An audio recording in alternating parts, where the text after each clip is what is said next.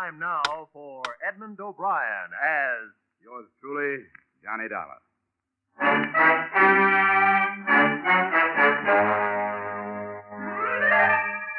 Edmond O'Brien in another The Adventures of the Man with an Action-Packed Expense Account. America's fabulous freelance insurance investigator, Johnny Dollar.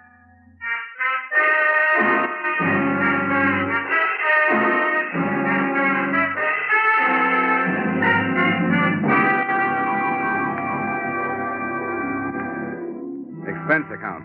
Submitted by Special Investigator Johnny Dollar to Home Office, Intercontinental Marine Insurance Company, Hartford, Connecticut. The following is an accounting of my expenditures during my assignment aboard the SS Malay Trader, the ship with no port of call. Expense account, item 1, $80. Transportation from Hartford to Savannah, Georgia, where, after pausing only to grow a beard and deck myself out in seaman's garb, I proceeded to the local hiring hall of the Seamen's Union.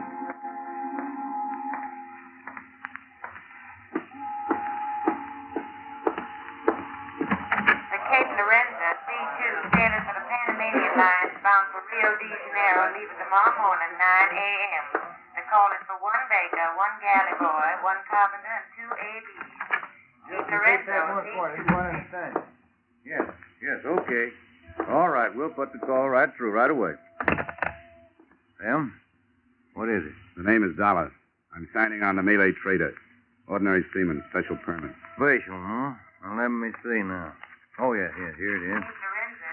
Insurance deck, huh? Well, I'm glad to cooperate, Dollar. Thanks. Where do I find the ship? Pier 8. The directions will all be here on your assignment slip. What's the beef? A hot cargo? Oh, maybe. When I find out, you can read about it in the papers. Okay, so you're not talking. That's your business. Here's your slip. Now, the best way to get there is to follow the railroad tracks past the warehouses right across the street.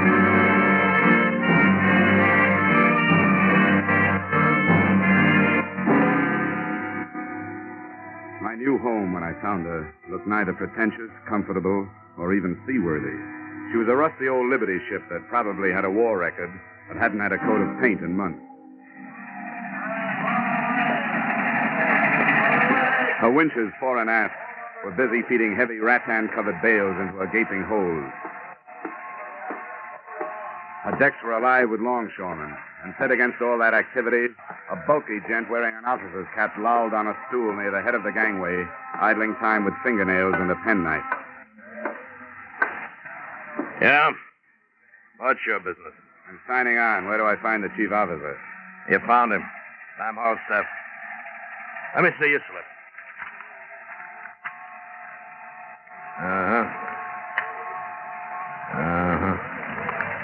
Yeah. Okay, Dollar. You're on the 48 watch, quarters of 3A. Just past the galley, then aft starboard side. Put up your div. You can sign later. Right.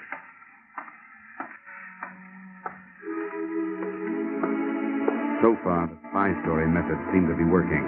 I was aboard the ship as a seaman, and a few seconds later, I was shaking hands with the man who shared my quarters, Al Rhoda, on a salary for 4 years as Intercontinental's marine investigator.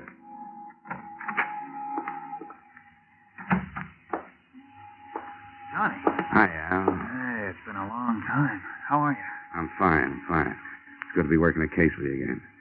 Hey, is it all right to talk in here? Yeah, but let's keep it down. I've been on this tub since it left Singapore, and nobody's on to me yet. But play it cagey on deck. How much did they tell you in jolly old Hartford? Well, they gave me just the basic situation that Intercontinental insured a bunch of crude rubber from British Malays before the devaluation of the British pound sterling. Half that, I understand, burned in a warehouse in Singapore. You bet, to the tune of over 100,000 insurance bucks. I flew out there. Signs of arson, but no proof. I followed the other half of the crop here to Savannah. Hey, this company that owns it, Malay Traders, kind of an outfit, is it? They aren't angels. Been up against British customs a few times. Never nailed. They own their ships, and the branch here, headed by a Mr. Pila, imports basic commodities, like the rubber and minerals. Mm-hmm. Well, the point is that since this crude was insured before the British pound dropped, they can bring in more loot destroying it than they can selling it. Yeah, I guess that totals. And I take it the policy covers until they do sell, huh? That's it. I thought we were getting rid of it here. They packed it away in their warehouse, but then 3 days ago they started loading it aboard again. That's why you were sent down. What's the matter, Al? Don't you think the company trusts you? I guess they figure I need help. And they're right. Where do you think we're bound, Johnny? Well, my paper's at Corpus Christi. The scuttlebutt is that Corpus is just a stop. That we clear there for Mexico, Veracruz, where arson investigation isn't what it could be. After that operation in Singapore, what else would they Hold do? it. Hold it. Hello. You in there? Yeah? Oh, stop. Ship's articles are in the company office, corner of the warehouse. Go ashore and sign them. Yeah, okay, right away. Sir? Nice try, sailor. Oh, and if you'll take a word of fatherly advice. Well, practically anything you say. Go ahead. That girl in the office, the Malayan half-caste, she's the boss's daughter. Ah, my. Ah, my. Is that for appreciation, or is it her name? Both. But save your dreams. The chief, our friend Falstaff, is as possessive as he's big. And you know something? I don't blame him.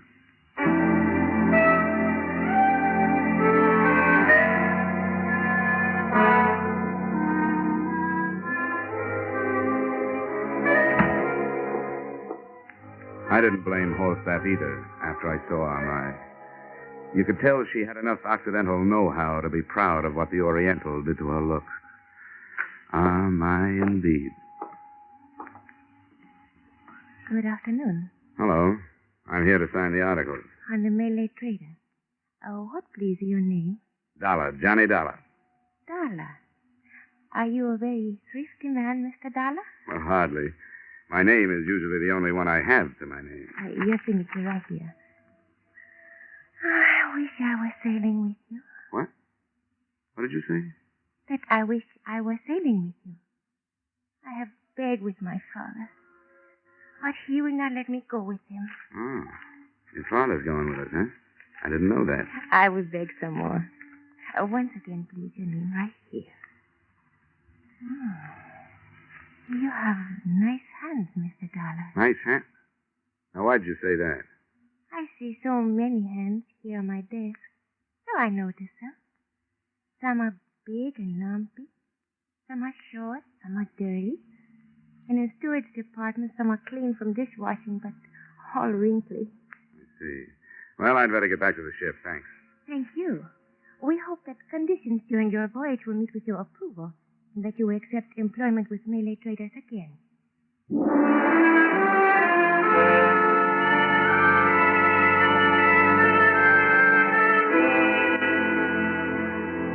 And with those memorized words ringing in my ear, I thanked the luscious Amai again and proceeded shipward to take up my duties as a very ordinary seaman. I hoped that her interest in my landlubber hands really stemmed from her unusual hobby and not from suspicion. And I wondered why Mr. Peeler, her father, and the local head of the suspect company had decided to go with us. Had his doctor ordered a sea voyage for his health? Or did he want to enjoy in person the odor of burning rubber?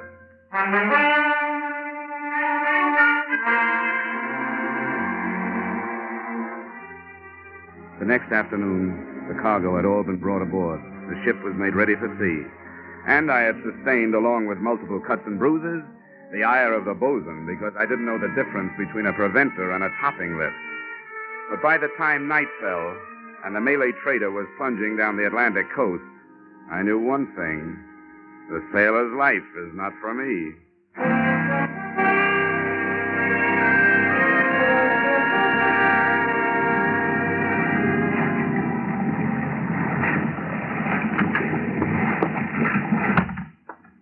How'd you make out, Al? Well, nothing new. Scuttlebutt is still Veracruz, but there's something screwy about it, Johnny. You develop a nose after you've snooped as many ships as I have. There's something wrong aboard. What? Besides my seamanship? The old man? Yeah, a lot of little things. course we're on for Florida Straits, the readings on the ballast gauges.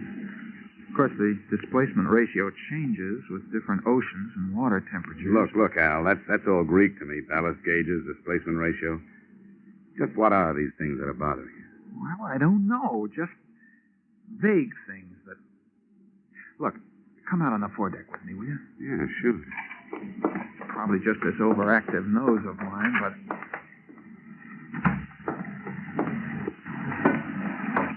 I want to get a look in one of these holes. Now, there's a hand standing look out, and if you'll go up there and keep his attention, I'll slip into the escape hatch of number 2. All I'll need is about 10 minutes. I'll meet you in the cabin.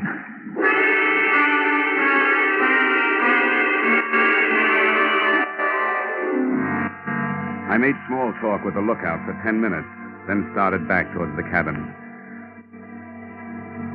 Suddenly, I heard a scuffle behind me. Hey, Al, is that you? Then I heard someone running, and I started after the disappearing figure. But I didn't get very far. I stumbled over Al Roda's body by the open hatch, and there was a stab wound in the back of his neck, just at the top of the spine. It was small enough to have been left there by a penknife. I didn't report to the chief's mate or the captain. I went over both their heads, and I pounded on the door of the owner, Mr. Peeler. Mr. Peeler? Yes. One moment. What is this? What does this mean? There's been a killing down on deck. What do you say? Killing? My watchmate, Al Roda. But this I will not believe. The captain or Mr. Holstaff, where are they? Why do you come to me? Because I think a request from you is in order. I think Sparks ought to radio the Coast Guard. The sooner the better. But a killing on my ship. To believe this from you. No, I do not. What is that? Man overboard, Mr. Peeler. A murder has just been turned into an accident.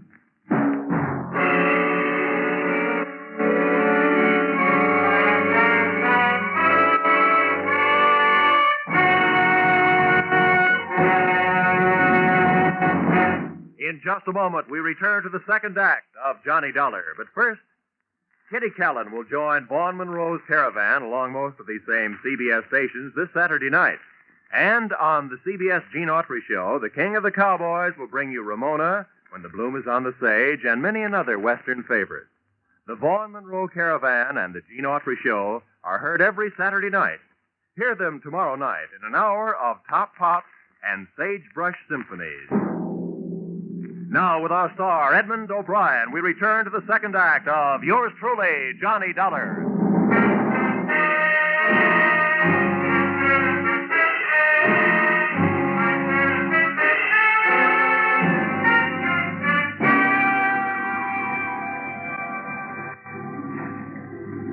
Mr. Horstaff.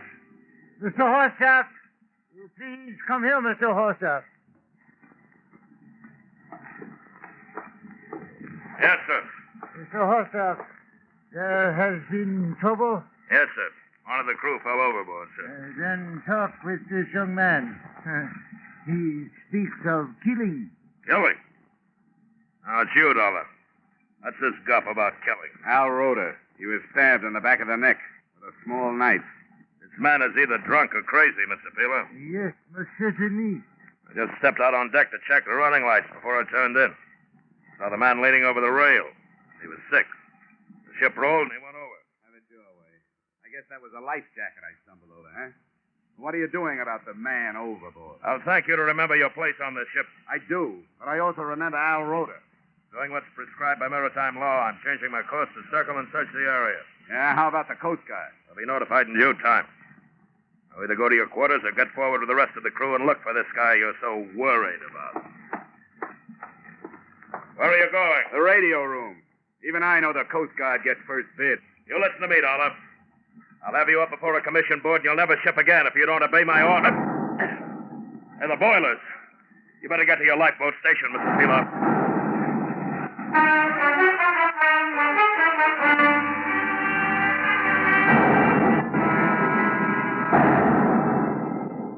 Every time an explosion lifted the Malay trader up off the water, it lifted my stomach up with it.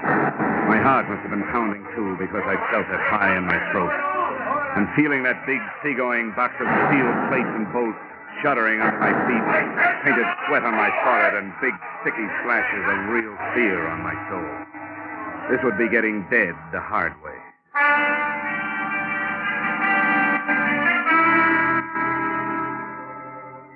But finally, the quivering of the ship came to a stop, calming down my own vibrations as it faded. Then the tub started to lift, giving me a new reason for keeping my mind off of taking a cut at Falstaff with the closest fire axe. The crew got panicky as a bunch of kids in a burning school. And while they fumbled with the lifeboats, I took a last running look at number 2 hold. There were still bloodstains on the deck where I'd found Rhoda. And next to them, besides the open hatch, I found something that Falstaff hadn't realized he'd lost, or hadn't had time to look for. His penknife, a pearl shell handle, with an anchor embossed in silver. I pulled back the top further, moved a few of the sectional hatch covers, and got a look into the hold. There was enough light to see the cargo, and enough smoke curled out to tell me the explosion had not been in the boiler. Yeah, I had a fine case, except it was going down under my feet, and I'd end up with everything but proof.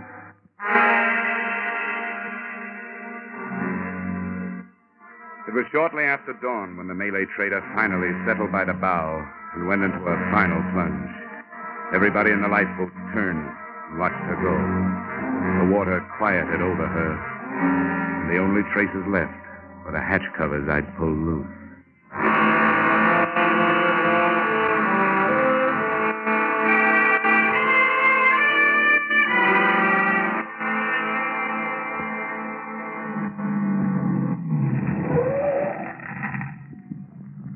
Here's the place, mister. Yeah, this is it.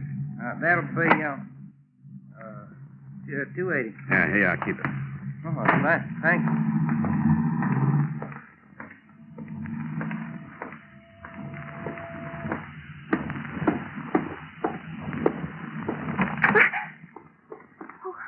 Who are you?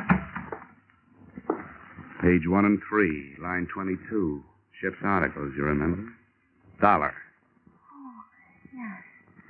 But this newspaper, it says you're missing from shipwreck. Yeah. A guy'd have to be stupid or dead to be lost on a sinking like that. Everything was too convenient. Plenty of time to get the boats lost. Only 4 miles from shore. But papers say that... Yeah, they reported me missing because I didn't take time to report myself among the living. You see, I couldn't wait to get back to Savannah, get back to you and the king-size scheme cooked up in this office. Now, I'm not promising anything, but a quick signed statement might help you. I'll write it and you sign it. You talk about scheme. What statement is this? Oh, come on, stop it. Look, use the old sex pitch.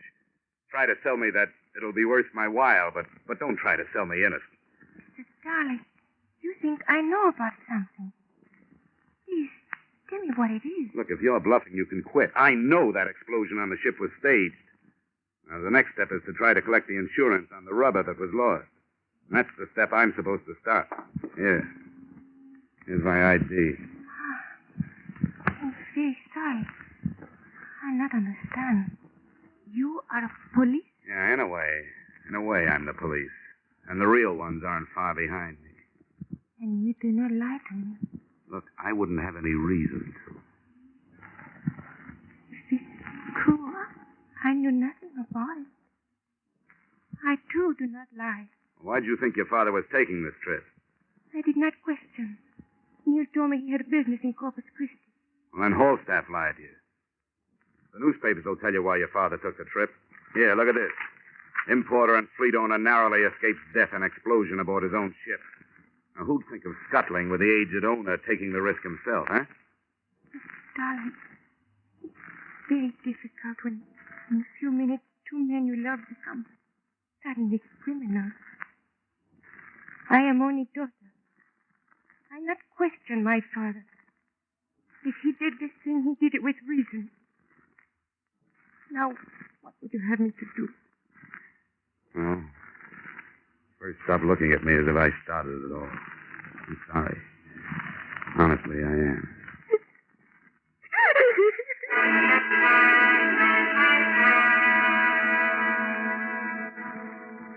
It was clear to me now that she wasn't lying. To hide my embarrassment, I read through the newspaper accounts of the sinking again while she recovered herself. There were air photographs of the huge oil slick the sinking ship had left on the surface, the only reminder now that the hatch covers had drifted away. The lack of wreckage was mentioned in the stories, and I remembered Al Rhoda worrying about ballast and displacement. I looked up the number of a local chemist, and I made a phone call.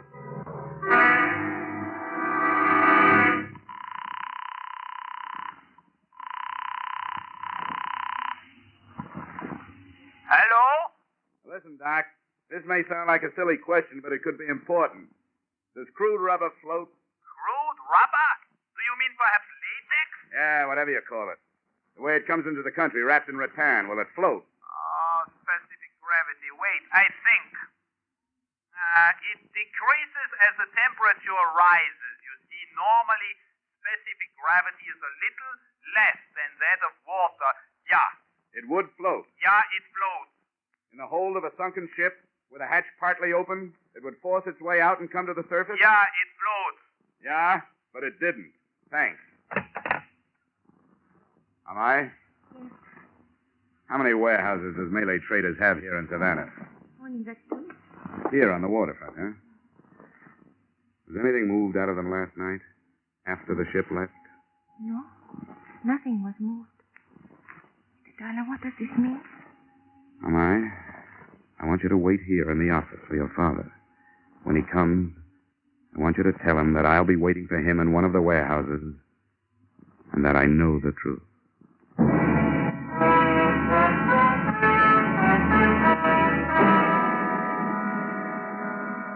The Malay trader warehouses were closed for the day, but my foot in a window opened them. Both were stacked high with imported goods, and I picked my way through everything from lychee nuts to ivory back scratchers. In the second one, hidden behind a wall of cotton Ceylon tea, I found what I was looking for.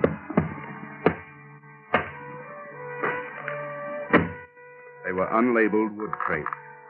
I opened one, and the resilient mass inside was crude rubber, still on dry land and still insured.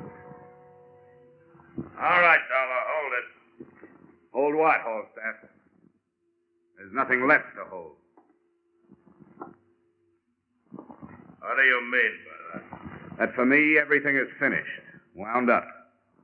Time for the law. Unless you can make another switch with that rubber before they get here. You mean that rubber in the crate? Yeah. Been here for over a year. Ah, come on. Let's not waste time. You and Pila and I know there wasn't any rubber in number 2 hold. You saved it to sell after you got paid off for losing it. But I'll let the experts prove it. What expert? Oh, they got all kinds. You know, one group is going to nail you for murder. That's very funny. That's very funny. So is a penknife a funny murder weapon. But I found one on the Malay trader on the deck near number 2 hold. So you've got a penknife, huh? Yeah. With a pearl handle and a silver anchor on it. You know, I guess at least 100 seamen would testify under oath that it's yours. I know I will. I only wish I could be 15 people when you hit the courtroom. The jury, the prosecuting attorney, the star witness, and the sentencing judge. Well, you won't see me in a courtroom. How do they execute down here, huh? Gallows, electric chair, gas chamber, what? Come on, tell me. Or do I have to look it up? They'll have to have more than they've got. They got plenty. All I have to do is match up the weapon with the wound. Look, Dollar, I don't scare easy. I could make a confession, and it still wouldn't hold without a body. What do you mean without a body? They gotta have a body. Anyone knows this. You're getting ahead of yourself, Holstaff. Did I say they didn't have a body? Huh? Do you think those Coast Guard helicopter and blimp crews are blind? Keep going, Dollar. You think a guy who's been a Marine investigator as long as Al Rhoda had went around without figuring how to do his job even after he was dead? What are you talking about? What do you think he wore around his middle? A money belt or a life belt that would keep him afloat? You're stupid, Holstaff. Give me the knife, Dollar. It's not only a knife. It's Exhibit A. And the prosecution will want it. Give me the knife, Dollar. I'll kill you if I have to. You don't want to shoot me, Falstaff. How do you know I've got the knife with me? Huh? How do you know I haven't left it someplace with a note to the police? Stand still. Now get your hands off to the side. Now hold them there. All right, now keep your hands still. Now just turn around. Don't move.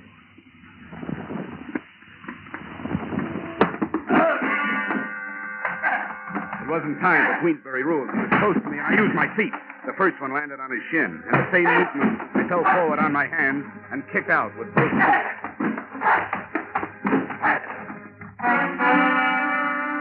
Two sea boots into the solar plexus would have stopped an ordinary man. And after I gave him a couple more, the big chief mate turned into just that, an ordinary man.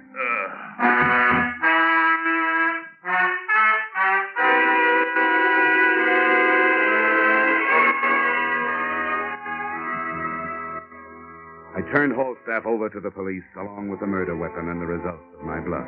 They took it from there to a confession. Mr. Peeler was cleared of responsibility for Al Roda's murder, is now being held on conspiracy to defraud. I hope since the policy on the remaining cargo of rubber can now be canceled, Intercontinental is minimizing the monetary loss in Singapore. To you, the loss is a little more than $100,000 and an operative. I have lost a friend.